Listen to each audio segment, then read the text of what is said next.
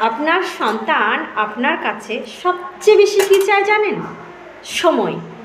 কিন্তু প্রাত্যহিক জীবনে ব্যস্ততার কারণে আমরা কিন্তু সেই সময়টা ওদেরকে দিতে পারি না। আমাদের উচিত আমাদের শিশুদের সঙ্গে প্রচুর সময় কাটানো এবং তাদের সাথে খেলা করা, মজা করা, গল্প করা, এমনকি এই প্রকৃতির সৃষ্টির বিভিন্ন রহস্য তুলে ধরা। অথচ আমরা কি করি? আমাদের অতি প্রয়োজনীয় মোবাইল ফোন সেটি ওদের হাতে তুলে দিই। কেন জানেন?